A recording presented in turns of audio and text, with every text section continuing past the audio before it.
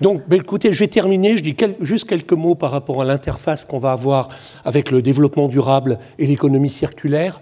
Vous pouvez me mettre là, voilà, qui est donc donc les objectifs de développement humain. Il faut absolument se coller dessus parce que, en plus, il y a une énorme information dans chaque domaine.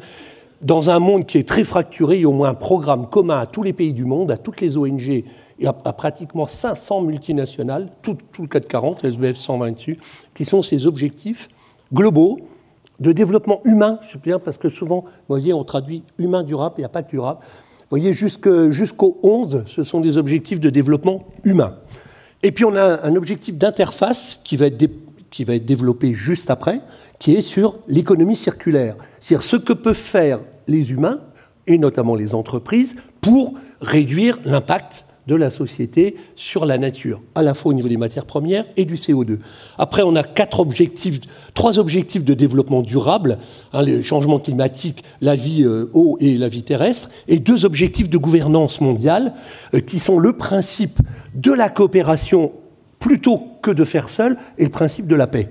Donc c'est des objectifs qui sont beaucoup plus larges que souvent durable, on pense que ça touche que l'écolo, ce qui n'est pas le cas. Alors petit zoom sur celui-ci. Alors cet objectif consommation et production responsable, qui a été évoqué par le patron du développement durable de Carrefour, par exemple, ou d'autres, économie circulaire. Pourquoi ? Alors, on constate que dans tous les objectifs du développement durable, quand on demande aux grands groupes européens, celui qui est le plus urgent pour eux, ils mettent celui-là. Parce que eux, l'éducation, la santé, c'est un peu moins prégnant qu'en Afrique, si vous voulez. Et ils disent là, c'est très très important. Pour quelles raisons ?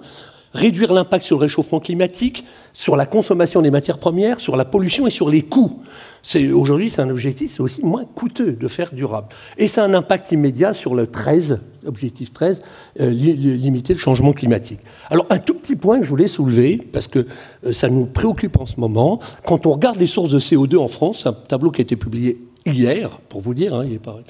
Voilà les 3 principales sources de CO2. L'automobile, en 2, l'énergie et les utilities, en 3, le numérique, qui arrive en 3. Et après, vous voyez, produire de la viande, les avions, etc.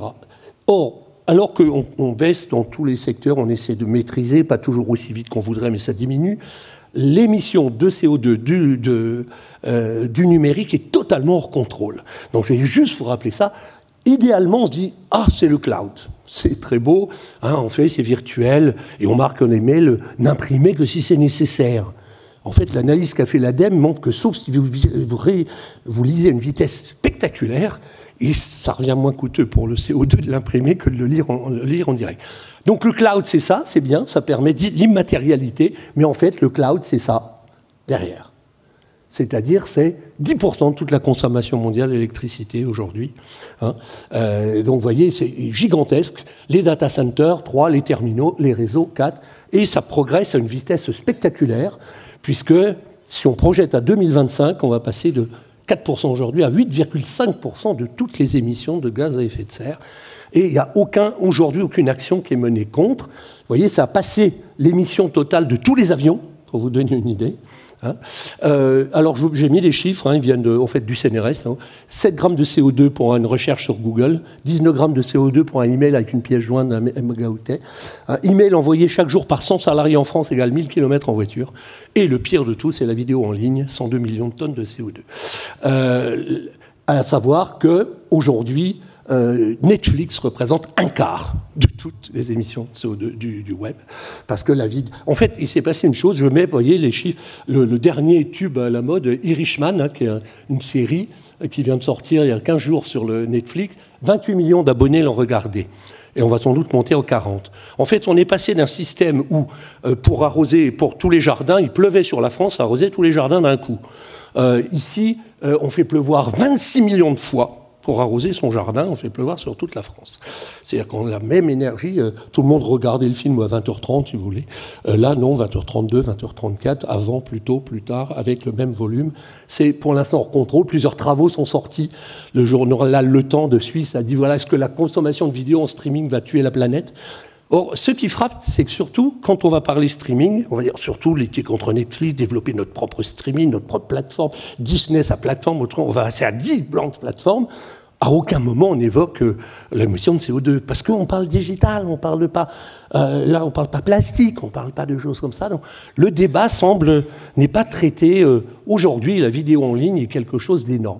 Alors ce qui se passe, et je clôturerai là-dessus sur l'innovation, c'est quand on parle d'innovation, on a plein de types d'innovation. Innovation high-tech, on parle high-tech, innovation digitale, low cost, voilà pour les gens moins de moyens, comme la Duster, innovation inclusive, triple A, on dit à l'international, c'est-à-dire available, accessible, affordable, les trois à la fois. Innovation créatrice de richesse, il faut quand même créer de la richesse, sinon on ne la distribuera pas. Donc il faut de l'innovation rentable. Innovation durable, ça va être le thème d'après. Innovation participative, on a vu là. Hein. Innovation sociale solidaire, innovation inadmise.